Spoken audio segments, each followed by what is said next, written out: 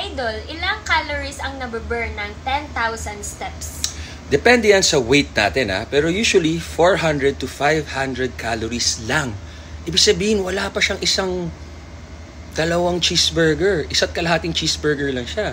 Diba? Ang cheeseburger parang 300 calories. So isipin mo, 10 10,000 steps a day is only 400 to 500 calories. Mas marami ka nababurn kung mas may kabigatan ka.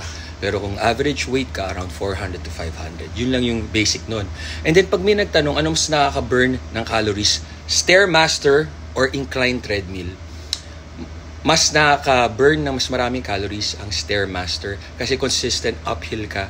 Sa incline naman, maganda rin siya, nakaka-burn siya. Yun yung ginagawa ko, pero mas mahirap yung Stairmaster. Mas marami na-burn na calories. Yun lang naman yun. Tandaan nyo, I'm not your doctor.